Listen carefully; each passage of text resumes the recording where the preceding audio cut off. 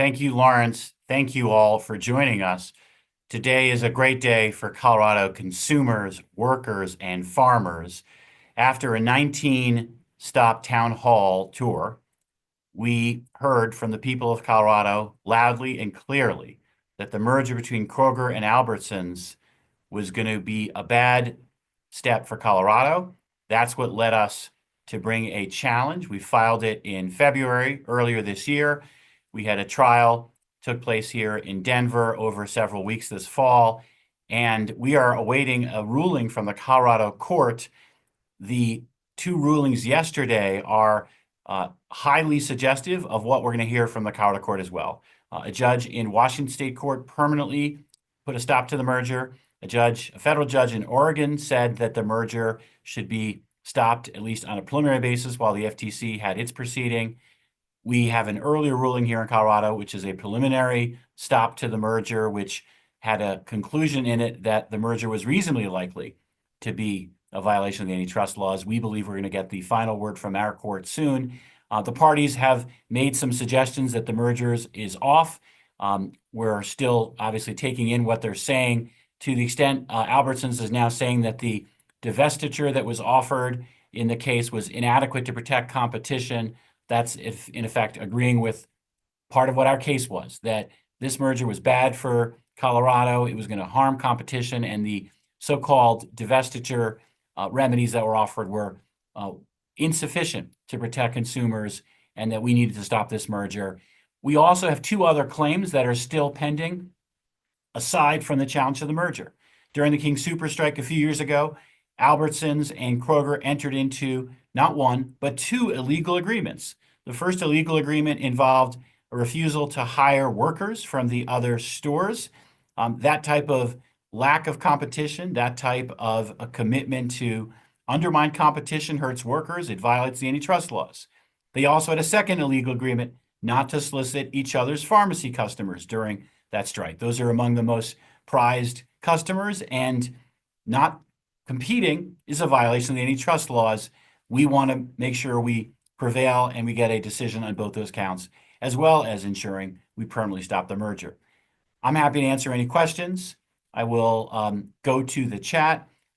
First, we have a question, I think is that Sarah Mulholland? Can you hear me? Yes, I can. Hello. Thank you for taking the time today to talk to us. So I just want to be clear on what we're waiting for in Denver. So with the companies saying they're no longer going to merge, it seems at that point would be moot. So are you expecting a judgment on the no poach agreements and some sort of remedy? Is that what we're waiting for? We're waiting on 2 points. The first is the companies have made public announcements, but we're going to have to wait any official word.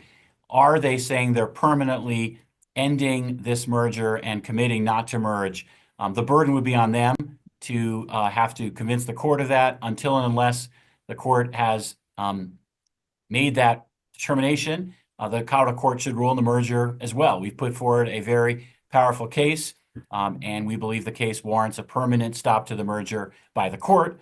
If the parties convince the court that they've done the exact same thing, the court will have to determine whether or not it means a ruling is unnecessary. But aside from the merger, and you made this point very well, there's two other claims that the Colorado court will need to rule on. The merger is separate from this no poach agreement. It is the critical role of the marketplace to get workers the best jobs they can. Workers have a right to compete and to get their services to the highest bidder. These two companies entered an agreement that harmed workers, and they need to be held to account for that. Second, these two companies harm consumers by engaging in a non-solicitation agreement as to each other's pharmacy customers. That's also a violation of the antitrust laws. That harms consumers. We want to hold them to account for that illegal agreement. I will get to another related question from Cameron Dean. What does this mean for Colorado consumers? This means, first and foremost, consumers can rest assured that these two companies have seen the handwriting on the wall, that two judges have looked at the same sort of evidence that we've presented and they've come to the conclusion this merger is illegal, needs to be stopped. This is considerable peace of mind for Colorado consumers because I know firsthand from these 19 town hall stops how much consumers are worried about a merger that in many cases was between two of the three places they might shop or the only two places they might shop. They're worried about losing price competition. They compete on promotions, on variety, on customer service, on local food access, and more. So Colorado consumers can breathe a sigh of relief knowing that this merger is going to be stopped. And they also can know that these companies have a clear message. They need to compete. And to the extent these companies have not been as vigorous competing during the pendency of the merger, we look forward to them having to fight it out in the marketplace. We have a couple of hands up, but I'll answer the question in the chat first. With the failing of the merger between the companies, there's now a lawsuit from Albertsons. How could that affect Colorado consumers? I don't know the details of that lawsuit, so I'm not in a position to comment on it at this time. Next, Tamara, I think, wants to ask a question. Hey, can you hear me? I can. Okay. Sorry, I have a little cold here. Is this Tamara? Yes. Sorry. Yes, Tamara from the Colorado Sun. So have you heard from Judge Luxon's office? And to clarify, he still has to rule no matter what, or if Albertsons, I mean, it doesn't matter if they ended or not officially. It seems like it's going to take a while for that to get sorted out. At this point in time, we are still awaiting a ruling from the judge here in Denver. If the parties are to argue that this merger is finally and permanently off, they have the right to make that argument. But as we sit here today, we're waiting for that ruling. In addition to the ruling on the merger, the judge also has the case involving the no poach agreement I referred to, where they agreed not to compete for workers, and the non-solicitation agreement, where they agreed not to compete for pharmacy customers. We're waiting on those rulings as well. But the judge had mentioned at the end of the court case that if something happened at the federal or Washington state level, he would call everybody back. Has that happened yet? As of last word, I do not believe we've heard from the judge yet. That sort of conference is possible, and we'll have to await whether the judge or the parties ask for such a conference. Okay, thanks. And chat's disabled for, I think, some of us.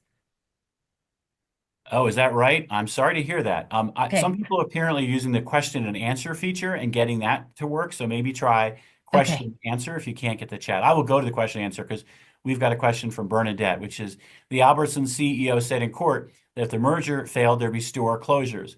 Do we have any concerns about that as a possibility in Colorado? These are healthy companies.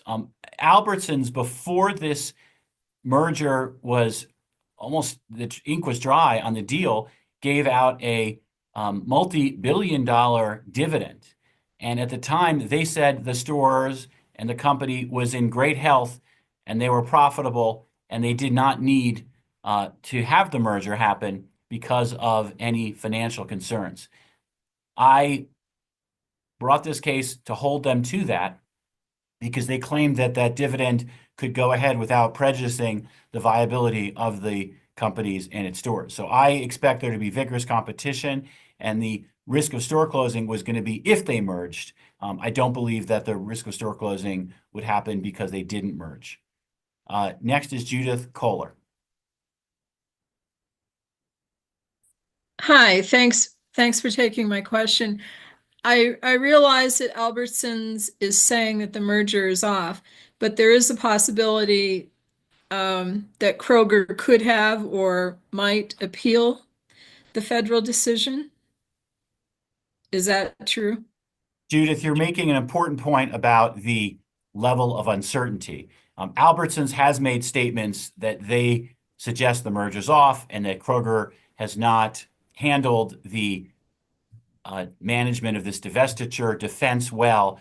Those points are out there, but we haven't heard from Kroger or any other definitive evidence the merger is off. So at this point, I would say it's not certain what the parties both are thinking. I think we can say that The statements Albertsons are making are supportive of our case, and we can say for sure that the two rulings are very supportive of our case. I do not believe this merger is going to happen. There were two very serious blows against the merger with the rulings yesterday.